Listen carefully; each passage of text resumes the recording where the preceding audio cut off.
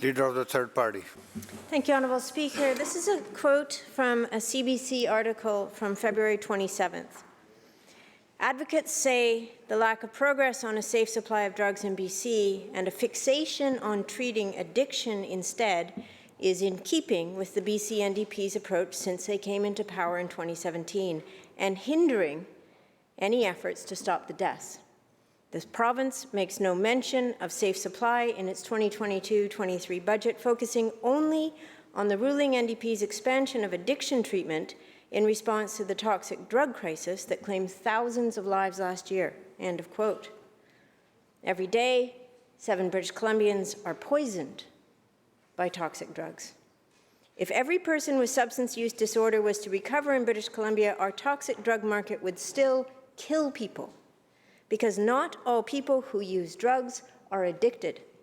In fact, the chief coroner made it very clear that the majority of people dying from drugs are not frequent drug users and do not have a substance use disorder. This is fundamentally not about addiction, but this government refuses to recognize the reality that in this province, more than 100,000 people use drugs and are at risk of dying from a poison supply. This is a health emergency, not an overdose crisis. Through you, Honourable Speaker, because it is a health emergency, to the Minister of Health. How does the Minister of Health intend to separate those who use drugs from the toxic supply without any additional funding in Budget 2022 to achieve this? Minister of Mental Health and Addictions.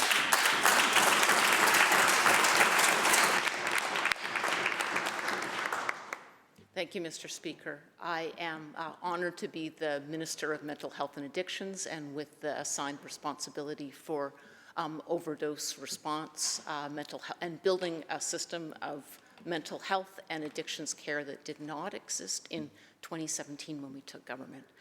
I give thanks every day for the healthcare system and the health authorities that are fighting 2 public health emergencies while building that system of care simultaneously. The budget commitment in last year's budget over the 3-year fiscal plan dedicates over $500 million to building up that mental health and addiction system of care, with $22.6 million dedicated specifically to prescribed safe supply. Prescribed safe supply being the bandwidth that the provincial government has within a federal system.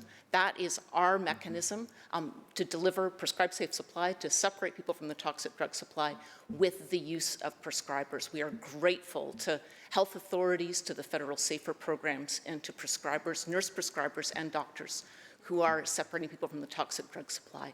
This was mentioned in the finance minister's speech. It was echoed in our budget, but because long-term planning is needed, it was in last year's budget. We are spending at an unprecedented level on treatment and recovery, on fighting stigma through our decriminalization application and our work with the construction industry and other partners to beat back stigma, to do drug testing, treatment recovery, supervised consumption sites, and prescribed safe supply. There is more to do, and we're determined to do it. Thank you.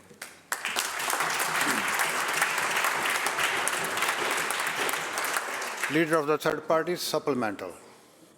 Thank you, Honourable Speaker. And I think this reinforces exactly what was pointed out by advocates, which has been pointed out by experts, which has been pointed out by health professionals, is that we are treating this like an addictions crisis. It's not an addictions crisis. It is a toxic supply crisis. If 1 in 10 bottles of wine were killing people in this province, we wouldn't have a minister stand up and say we're going to build a system of care. We would have a government respond to the fact that people are dying from a poisonous supply.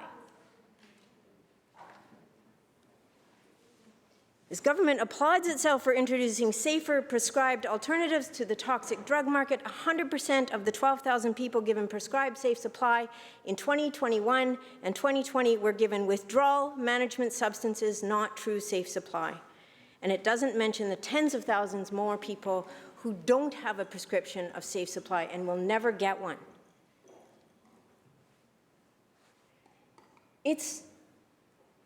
Honourable Speaker, it's hard for me to understand the acceptance of 7 people dying every day and not thinking, uh-oh, what we're doing right now isn't working because things are getting worse. More people are dying.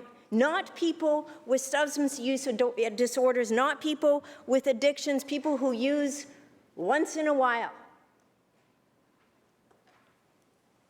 This government tells you its priorities by where it spends its money, and this government is not spending money to stop these preventable deaths. My question, through you, Honourable Speaker, is to the Premier. Why does this government lack the political will to implement true harm reduction solutions that will actually prevent the deaths of 7 people every day? Minister of Mental Health and Addictions.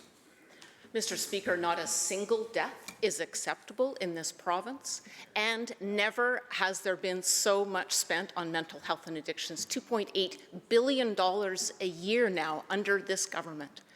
There are a multitude of reasons where people fall into addiction or into drug use, and so we are hitting that crisis with everything, with better pain management, with better occupational safety, with anti-stigma campaigns carried out with the construction industry, with sports organizations like the BC Lions and the BC Canucks. We're applying for decriminalization to more clearly assert that drug use is a healthcare problem, not a criminal justice problem. We are doubling youth treatment beds. We are adding hundreds of treatment beds every year. And because it is the power that a province has within a federal framework, we are offering prescribed safe supply, the only province in Canada that does so. I am very encouraged that I now have a federal counterpart. The federal government has mirrored British Columbia's adoption of having the first in Canada Minister of Mental Health and Addictions. With a federal counterpart in Minister Carolyn Bennett, there may well be conversations about how to expand safe supply within the federal framework. These are the powers that we have. British Columbia is hitting this with every tool we have. And before the pandemic, the number of deaths did drop, and then the toxicity of drugs has spiked in a heartbreaking and life-threatening way. We're determined to keep doing more and to bring the terrible death toll down again. Thank you.